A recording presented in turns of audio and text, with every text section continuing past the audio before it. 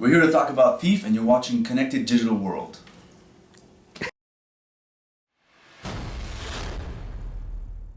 So Joe, a pleasure again. Pleasure. Good to see you. Yeah, good to see you too. Would you like to introduce yourself and tell us what you do?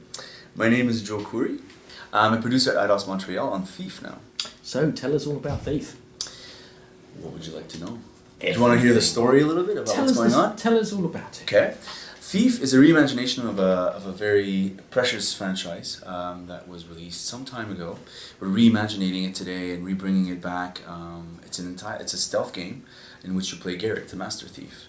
He's caught up in a corrupted and broken city with a baron that's got kind of a tight grip on the people. It's been very difficult. There's a inspirational and charismatic speaker called Orion that comes into the picture, and he's starts to lead this revolution against the Baron.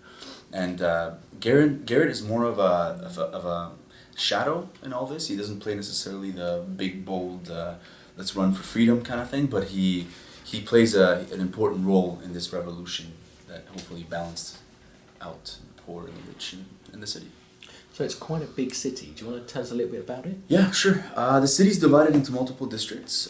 Two of them, the one that you saw today is Stone Market.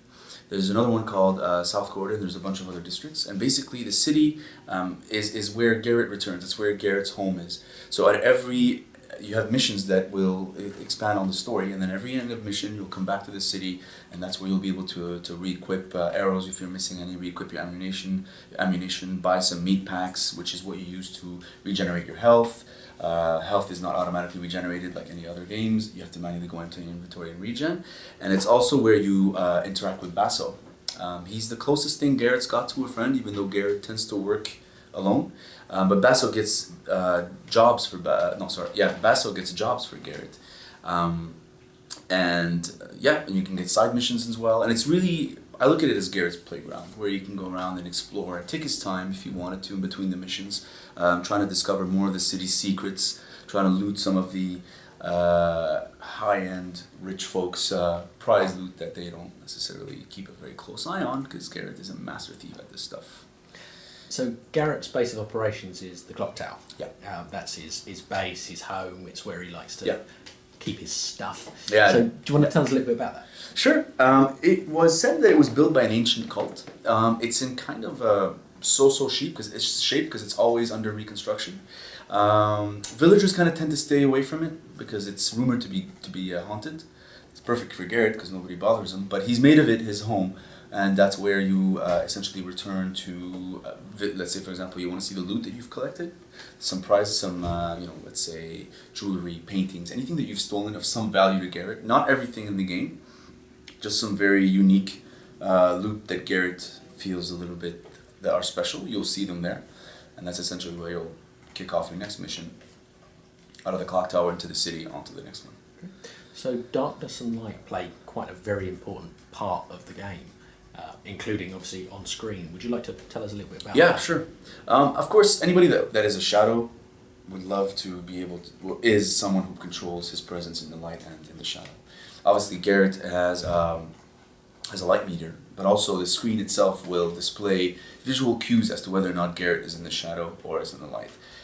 There is nothing necessarily bad about Garrett being in the light, but if the situation evolves around him being surrounded by guards, the guards will pay attention to him. They'll see where he is, and Garrett is not necessarily the kind of person that would go on and take on a horde of 5-6 guards. He prefers not to cause any commotion, not to attract any attention. He prefers to work in the shadows, kind of avoiding trouble if he can. There's no point in kind of getting into trouble because he'll attract more guards and the situation will get more complicated, and he stays away from that.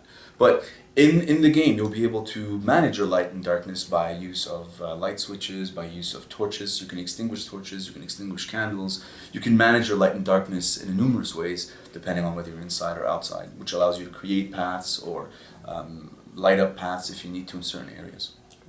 And what inspiration did you guys draw on for the story and the locations and everything else? Yeah, the locations are really inspired by the story. I mean, we really want the player to feel like they're in an environment that is, the people are heavily oppressed, the poor need help. There's definitely there's definitely a sentiment of fear in the city, and we want this environment to reflect on that.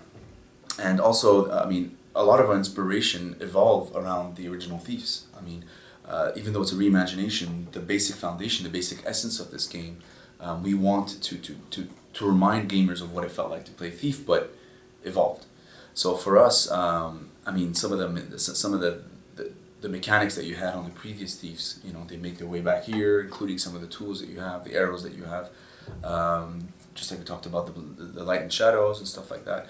But a lot of the emotions and kind of mood that we've set in the city reflect this very dark and sad time that the city is going through, and just to explain exactly why this revolution needs to happen, why Orion's such an important character in this game.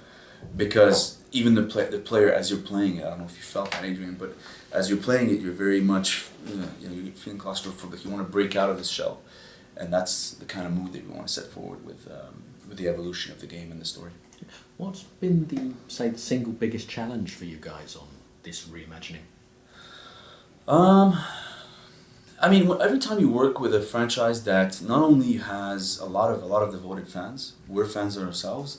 It's been, I wouldn't say a challenge, I would say a welcome challenge, not necessarily a challenge that is kind of worrisome for us. I think for us, we just want to make sure that we're faithful to the franchise, that we're doing the franchise the justice it deserves.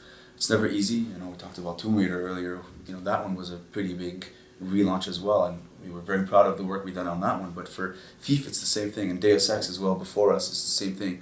We know that we're working with a name that people feel very strong. I feel very strongly about. I played them a long time ago, and there's very few games that have marked me in the way that Thief has, in the gameplay and in the mood that it had set. So for us, probably the biggest challenge is making sure that whenever we launch this game, the essence and people say, yeah, that is what a Thief should be today. And obviously you mentioned when you're launching. What's the current time frame for the game launch? Comes out on February 28th, 2014 on PC, obviously, the original console that the franchise came to be. PS3, PS4, Xbox 360, and Xbox One. Are there any noticeable differences between the next-gen versions and current-gen versions?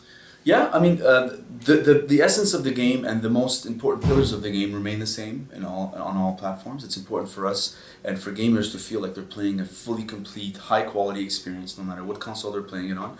Next gen will have probably improved graphics, improved textures, more geometry display, probably more visual effects, fog, stuff like that. Improved loading times probably. But at the end, no matter what platform you're playing it on, we want to make sure that the experience is as high quality as they could be on all platforms.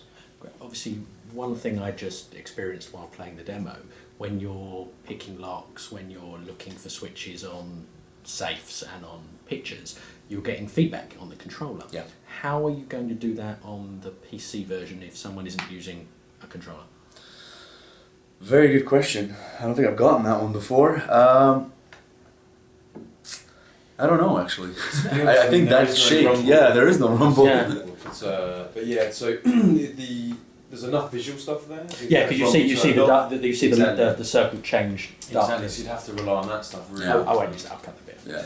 It was actually more curious because it's like it was a really nice thing to suddenly feel that as well. Yeah, you get the impression that you are actually Garrett. You are actually doing these things, and that was a really neat touch. And I thought, are you going to lose that on PC? We'll make up for it another way. Yeah, we will. We will. That's a good answer. Interesting on the touchpad on PS4 as well. We're looking at, can we use that for frame search? Can we use it for stuff again? Because it's very what's the word? I can't remember. But it feels like touchpaddy. It's very touchpad. Excellent, Joe. That's excellent. Thank you very much for your time. My pleasure. My pleasure. Thanks for coming in.